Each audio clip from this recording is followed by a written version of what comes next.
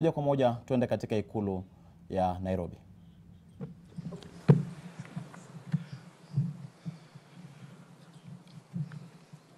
Fellow Kenyans,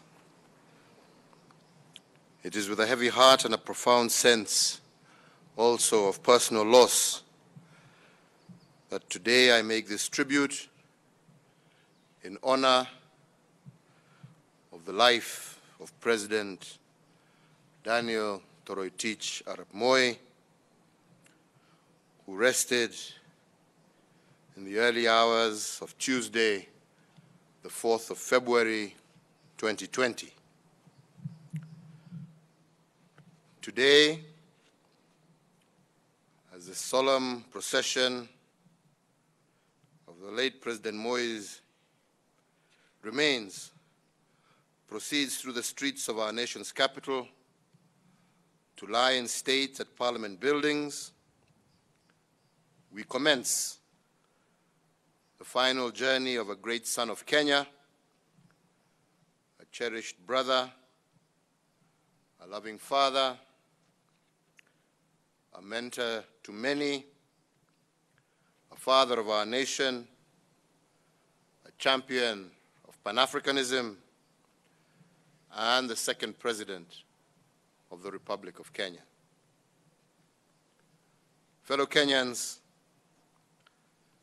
the question that we should all ask ourselves is, how does one mourn an iconic leader? A leader who spent almost his entire life in the service of our nation and whose story of heroism, sacrifice, and service began in the pre-independence era. How is a man who achieved so much more than is expected in a lifetime be celebrated? What would be a befitting send-off or a national honor for a man who built Kenya in large by the works of his hands? A man who, together with other iconic leaders, helped shepherd our country out of the shackles of colonial rule and into the freedom and self-determination of our modern independent state. How else can a grateful nation celebrate the life of a man whose calm and steady hand reassured a young nation and her allies during the peaceful transition into the second administration? Fellow Kenyans, the sun has set on a truly extraordinary man, a masterful yet thoughtful leader, a suave yet firm diplomat, one who served the nation with dignity and honor, one whose wisdom and diplomatic finesse kept Kenya both relevant and neutral, even as the whole world was in the grips of the Cold War. A passing cloud that served with distinction for 24 years, a decisive and courageous commander-in-chief of formidable achievements, who chose well and always put his country first. A balanced leader who, during the clamor for multipartyism, on listening to both sides, chose well, setting the stage for national rebirth through the introduction of multi-party politics.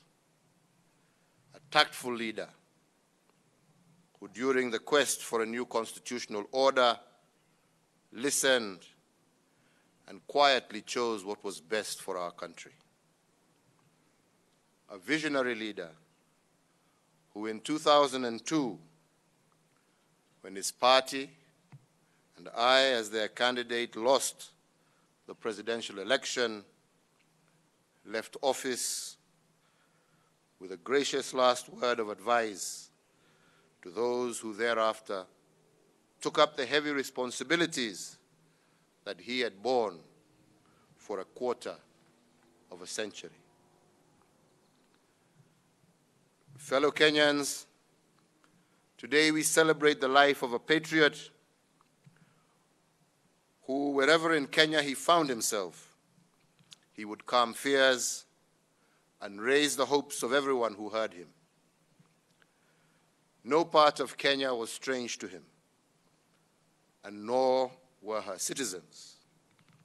Deep in his DNA, he understood and prized our culture and national character. To his last day in the office as president, he remained committed and ready to defend Africa and her people. He believed deeply that we had the answers to the questions that troubled our continent. Our nation is not alone in mourning the passing of President Daniel Toroitich arap Moi. The whole of Africa is mourning with us.